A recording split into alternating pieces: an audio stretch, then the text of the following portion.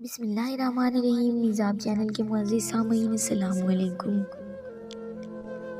Video शुरू करने से पहले आप दोस्तों से एक छोटी सी गुजारिश, अगर आपने अभी तक हमारे चैनल को सब्सक्राइब नहीं किया तो सब्सक्राइब करें और साथ में लगे घंटी के बटन को ज़रूर दबाएं ताकि हर नई वीडियो का नोटिफिकेशन आप दोस्तों तक सबसे पहले पहुंच सके। दोस्तों, वीडियो अच्छी लगे जिसे लाइक और अपने दोस्तों के साथ शेयर भी लाजमी किया करें। चलिए दोस्तों, बढ़ते हैं अपनी आज की एपिसोड, इस नावल की लास्ट एपिसोड की तरफ। आपको ये कहानी कैसी लगी कमेंट बॉक्स में अपनी राय से आगाह ज़रूर कीजिएगा। रूह, तुम अपने यारिम के साथ ऐसा नहीं कर सकती। रूह उठो प्लीज़, देखो ना मैं मर जाऊंगा। प्लीज़ उठ जाओ, मैं कैसे रहूंगा तुम्हारे बगैर। तुम जानती हो मैं नहीं रह सकता। जानती हो ना तुम। चलो शाबाश, उठ जाओ प्लीज़, हाथ जोड़ता हूँ मैं तुम्हारे सामने। देखो रूह, मैं हाथ जोड़ता हूँ, प्लीज़ उठ जाओ। वो किसी दीवाने की तरह बोल रहा था। प्लीज़ मुझे छोड़ के मत जाओ रूह, मैं मर जाऊंगा तुम्हारे बगैर। मैंने कहा था ना तुमसे, मैं तुम्हारे बगैर नहीं रह सकता। कहा था ना, फिर क्यों जा रही हो? उठो वरना वरना। यारिम कहते हुए उठा और आगे पीछे देखने लगा था। उसकी आंखों में अजीब सी दीवानगी थी। वो कमरे की हर चीज़ की तरफ नज़रें दौड़ाता, जो चीज़ हाथ आई उसे तोड़ता चला गया था। उसके सर पर जुनून सवार था।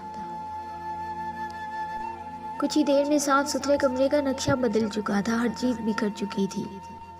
साफ सुथरा कमरा कुछ ही देर में फैला हुआ था, लेकिन रूह के वजूद में किसी किस्म की कोई हरकत पैदा ना हुई। वो उसके करीब आया, उसे झंझोड़ कर रख दिया था। बस बहुत हो गया मजाक, उठो वरना मैं तुम्हारे साथ बहुत बुरा सलूक करूंगा। रूह, मैं बहुत बुरे तरीके से पेश आऊंगा। तुम मेरे गुस्से से वाकिफ होना, जानती हो ना मैं क्या कर सकता हूँ। उठो, बहुत हो गया। उसे अपने सीने में भींजे बोले जा रहा था, जबकि रूह से बेखबर बेजान पड़ी थी। क्या हुआ है खिजर, उदास लग रहे हो? वो भी कुछ देर पहले काम से वापस आए थे। लैला कब से उसकी बेचैनी को नोट कर रही थी। लैला, आज सुबह ही न जाने क्यों मुझे लग रहा है कि कुछ सुबह से ही न जाने क्यों मुझे लग रहा है कि कुछ बहुत बुरा होने वाला है। मुझे रूह के पास जाना है, मैं उसे मिलने जा रहा हूँ। कुछ देर में वापस आ जाऊँगा, खिजर ने उठते हुए कहा था। मैं भी चलती हूँ, बहुत दिनों से मैं मिल नहीं सकी रूह से। आज मैं और मासूमा जाने के बारे में सोच रहे थे, लेकिन काम की वजह से नहीं जा सके, लैला ने कहा था। रुको, मैं मासूमा को भी बोलती हूँ, उसने अपना फ़ोन उठाते हुए कहा। लेकिन मासूमा तो शारिफ के साथ डिनर पर गई है, खिजर ने कहा। अरे अब तक तो डिनर कर चुके होंगे, तुम जानते हो ना, अगर उसे नहीं बताया तो फिर बाद में बहुत हंगामा करेगी। लैला ने फ़ोन किया। सुनो मासूमा, मैं और खिजर रूह से मिलने जा रहे हैं, अगर तुम फ्री हो तो शारिफ के साथ वहीं आ जाओ। लैला ने उसे फ़ोन करके दरवाजे की तरफ देखा, जहाँ से खिजर बाहर निकल चुका था। वो लोग घर में दाखिल हुए तो कुछ अजीब सा महसूस हुआ था। अजीब सन्नाटा था, कुछ तो गड़बड़ ज़रूर थी। शारिफ ने यारिम को पुकारा, लेकिन कोई जवाब ना आया था। सामने वाला कमरा यारिम का ही था। मासूमा को खामोशी से अजीब सा खौफ महसूस हुआ तो वो शारिफ के पीछे हो गई। खिजर भी काफ़ी घबराया हुआ था। इस खामोशी में कुछ तो ऐसा था जो उन्हें बेचैन कर रहा था। इन सबको देखते हुए लैला ने हिम्मत की और कमरे के अंदर दाखिल हुई, लेकिन सामने का मंजर देखकर उसकी हिम्मत भी जवाब देने लगी थी। यारिम बेड पर बैठा रूह के बेजान वजूद को अपने सीने में भेजे हुए था। लैला ने एक नज़र मशीन की तरफ देखा और सब कुछ समझ गई। उसने यारिम को हौसला देना चाहा था, लेकिन हमेशा की तरह आज वो यारिम को ये नहीं कह सकती थी कि सब कुछ ठीक हो जाएगा, क्योंकि सब कुछ खराब हो चुका था कभी ना ठीक होने के लिए। शारिफ को लगा जैसे कोई दीवाना अपने महबूब का आखिरी दीदार कर रहा है, जबकि मासूमा अपनी सिसकियां रोके वहीं दरवाजे पर रुक चुकी थी। खिजर को अब तक यकीन ना आया था कि उसकी गुड़िया जा चुकी है हमेशा के लिए, लेकिन उसने आज भी हिम्मत नहीं हारी। उसे मामू होने का नहीं बल्कि दोस्त होने का फ़र्ज़ अदा करना था। उसने आगे बढ़कर यारिम के कंधे पर अपना हाथ रखा। यारिम को उसके इर्द गिर्द कोई महसूस हुआ तो उसकी आंखों में न जाने कब से रुके आंसू बारिश के कतरों की तरह बह निकले थे। और फिर यारिम अपनी रूह को अपने सीने में भींजे धाड़े मार मार के रोया था, फूट फूट कर रोया। लेकिन एक दरिंदा, एक डेविल, एक शैतान, जिसे एक फरिश्ता सिर्फ लड़की से इश्क हो गया था। और फिर यारिम ने अपनी रूह को खो दिया, जिसे उसके लिए बनाया गया था। यारिम को इस तरह से रोता देखकर कोई भी अपने आप पर कंट्रोल ना कर सका। वो कुछ महसूस नहीं कर रहा था। अगर उसे कुछ पता था तो बस इतना कि उसकी रूह उसे छोड़कर जा चुकी है। उसका सब कुछ ख़त्म हो चुका है। उसे लगा जैसे वो अपनी आखिरी सांस ले रहा है। उसकी रूह के साथ उसकी रूह भी परवाज़ कर रही है। सब उसे दिलासा दे रहे थे लेकिन वो उन्हें सुन कहाँ रहा था। उसे अपने कंधे पर हरकत महसूस हुई थी। फिर उसकी शर्ट को किसी ने अपनी मुट्ठी में भींजा था। यारिम ने बेयकीनी से अपनी दाईं तरफ देखा। खिजर उसके करीब बैठा रो रहा था जबकि लैला बेड पर बैठी थी। शारिफ कुछ फासले पर और मासूमा दरवाजे के करीब खड़ी थी। फिर उसे अपने सीने पर ठंडी सांसें महसूस हुई थी। यारिम हल्की सरगोशी नुमा आवाज़ में उसे किसी ने पुकारा था लेकिन उसने अपने सीने की तरफ देखने की बजाय मशीन की तरफ देखा जिस पर कोई हरकत ना थी। उसे अपना वहम समझकर झुठला दिया था उसने। फिर उसे अपने दिल के साथ एक और दिल धड़कता महसूस हुआ था।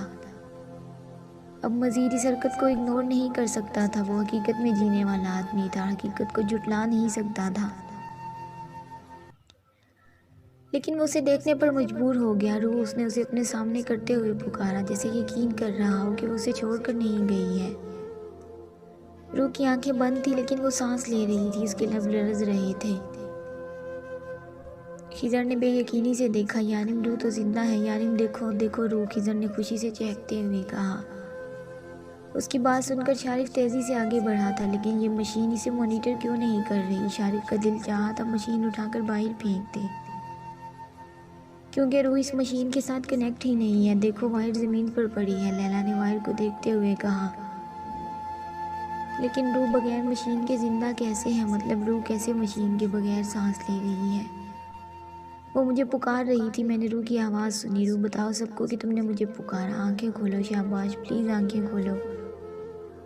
रूह बताओ सबको कि तुमने मुझे पुकारा था। बताओ सबको। यानी उसका चेहरा अपने हाथों में लिए उससे पूछ रहा था लेकिन रूह के जिस्म में कोई हरकत पैदा नहीं हुई। रूह बोलो प्लीज़, उसे अपनी बाहों में लेते हुए यारिम ने कहा तो रूह ने फिर से ज़रा सी आंखें खोली और उसके होंठ ज़रा से खुले थे। शायद वो मुस्कुराने की कोशिश कर रही थी। यारिम की सांस में सांस वापस ऐसे आई थी जैसे वो जी उठा हो। उसकी ज़िंदगी फिर से शुरू हो चुकी हो। उसे लगा जैसे उसको उसकी सबसे बड़ी खुशी मिल गई। उसे उसकी ज़िंदगी मिल गई। उसे सब कुछ मिल गया। रूह ने उसे देखते हुए अपना हाथ उठाना चाहा लेकिन नहीं उठा पाई तो यारिम ने फ़ौरन उसका हाथ उठाकर अपने लबों से लगाया था।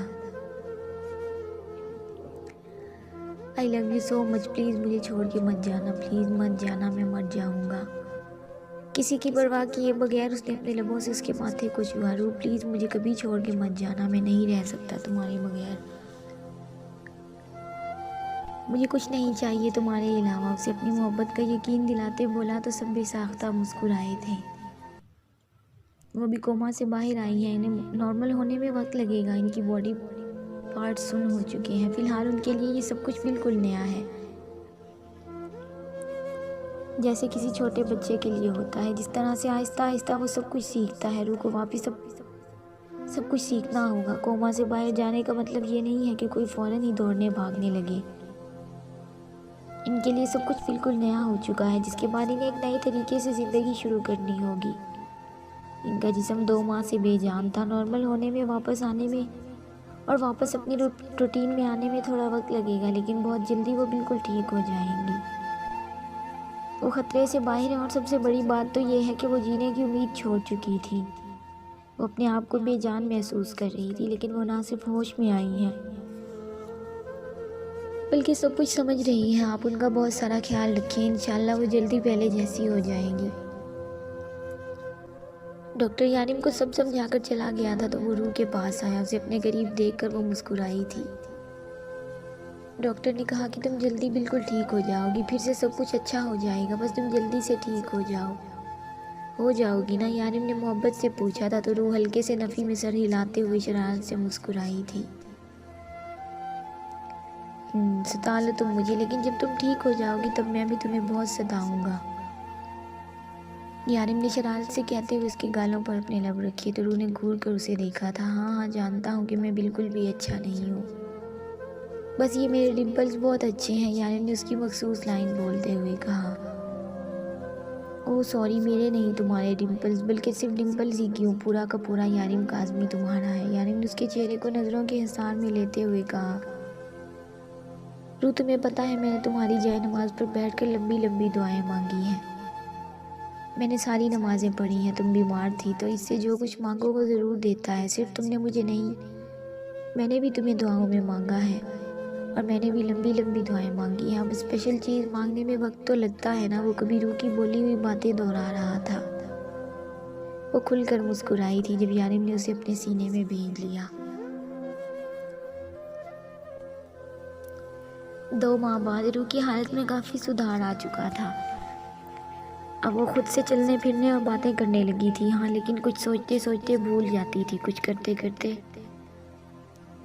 याद ना रहता। यानी सुबह उसे कुछ बताता तो वो शाम तक भूल जाती, लेकिन फिर भी वो काफ़ी बेहतर हो चुकी थी। ताज़ीम रोज़ उसे फ़ोन करती। एक अधमरे इंसान को वापस ज़िंदगी की तरफ लाना बहुत मुश्किल होता है।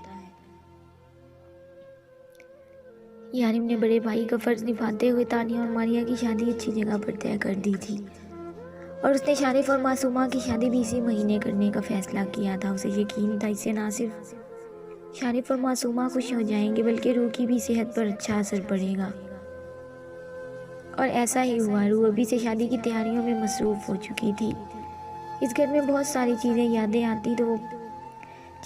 आती तो वो पूछने लगती। यारिम ने उसे घर के जलने के बारे में कुछ भी नहीं बताया था क्योंकि वो नहीं चाहता था कि रू को पुरानी कोई भी बात याद आए।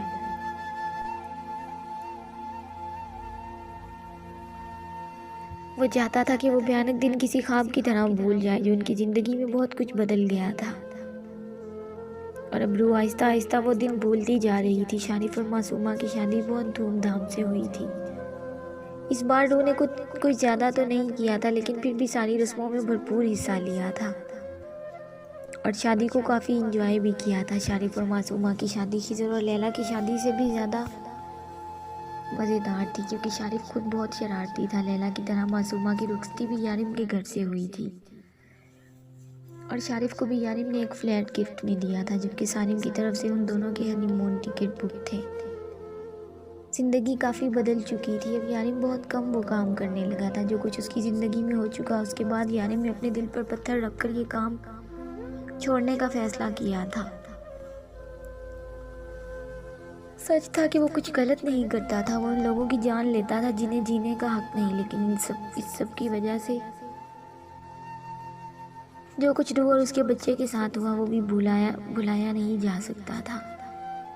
रू भी उसके काम में गैर दिलचस्पी महसूस कर रही थी, लेकिन इस मामले में वो कुछ नहीं बोली। शारिफ परेशानी से उनके घर आया। क्या हुआ शारिफ भाई, आप कुछ परेशान लग रहे हैं? रू ने पूछा था। कुछ नहीं, मुझे यारिम से एक बहुत ज़रूरी काम है। वो उसे बिना कुछ बताए अंदर कमरे में चला गया।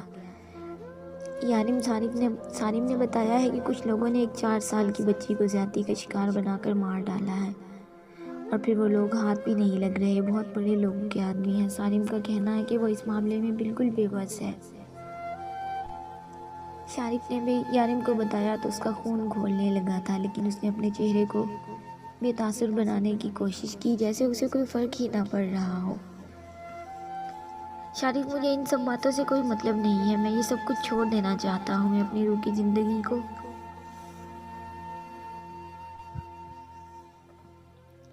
मज़ीद मुश्किल में नहीं डाल सकता। मैं अपनी रूह की जान पर रिस्क नहीं ले सकता। यारिम, ये तुम क्या कह रही हो? तुम ऐसा कैसे कह सकते हो? एक मासूम सी बच्ची को उन लोगों ने अपनी ज़िंदगी का निशाना बनाकर मौत के घाट उतार दिया और तुम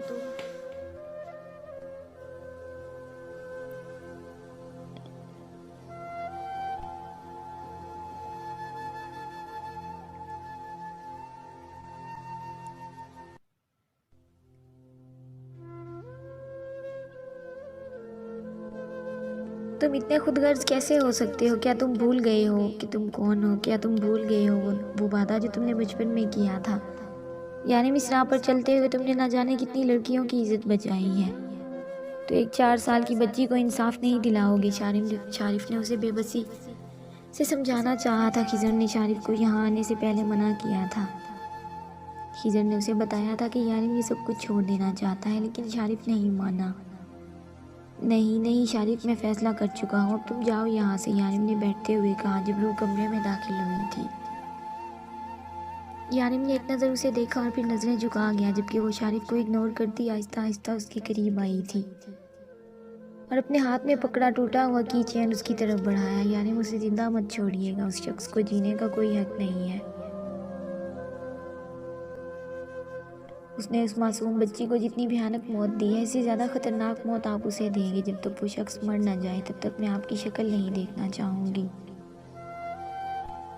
रूह चाकू उसके हाथ में पकड़ाते हुए कमरे से बाहर निकल गई, जबकि यानिम बेयकीनी से बाहर जाता देख रहा था। यानिम ने एक नज़र सामने खड़े शारिफ की तरफ देखा। क्या आप भी तुम इस बच्ची को इंसाफ नहीं दिलाओगे यानिम? शारिफ ने पूछा था। नहीं शारिफ, मैं उस शख्स के टुकड़े टुकड़े कर दूंगा। वो गुस्से से डांटते हुए बाहर निकल गया था, जबकि शारिफ ने एक शुक्रगुजार नज़र बाहर बैठी रूह पर डाली, जो उसे देखकर मुस्कुराई थी।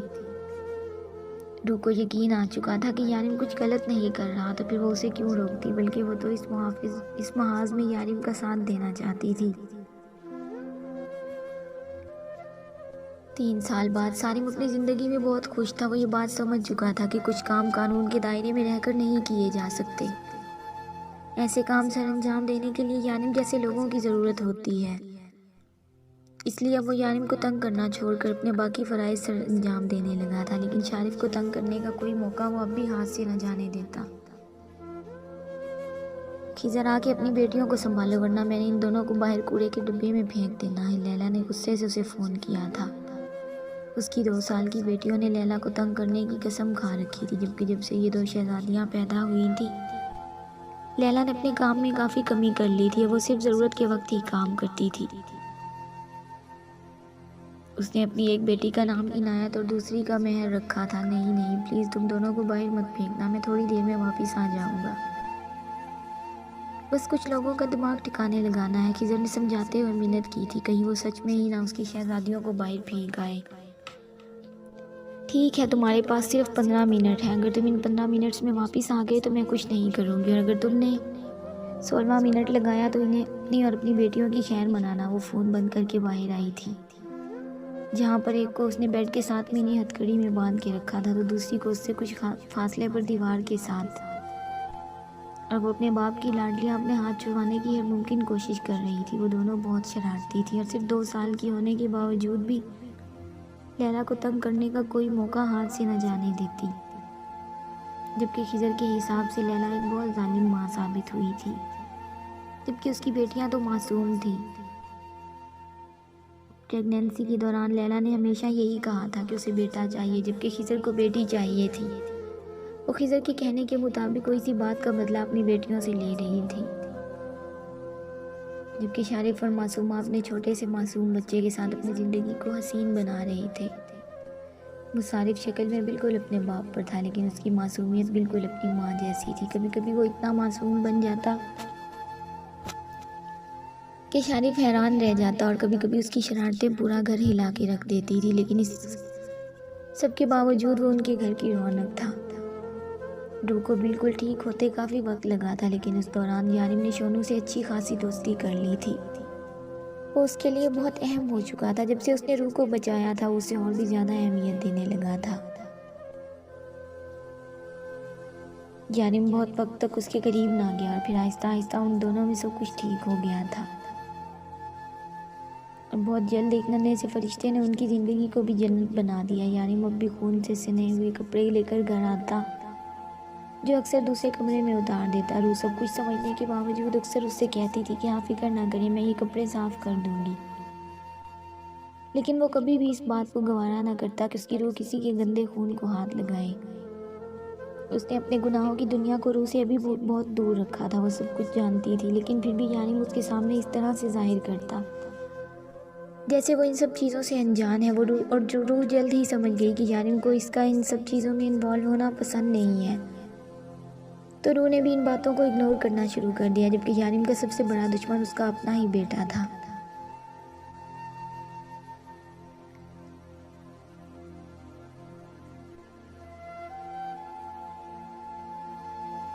दुनिया के हर दुश्मन का मुकाबला कर सकता हूँ, लेकिन इसे 1 फुट के दुश्मन का कैसे करूँ। वो ज़बरदस्ती रोयाम के गाल को चूमता सोफे पर आकर लेटा था, तो रोयाम ने बुरी तरह से रोना शुरू कर दिया, जबकि रूह से घूरती रोयाम को चुप करवा रही थी, जो रोते हुए भी अपने डिम्पल्स की खूब नुमाइश कर रहा था। वो 1% भी रूह पे ना था। उसकी आंखें भी यानिम की तरह थी, जबकि यानिम ने पहले दिन ही उसे अपनी रूह के साथ सोता देखकर उसे अपना दुश्मन कहा था, जो उसकी गोद में आते ही बुरी तरह से रोने लगा था।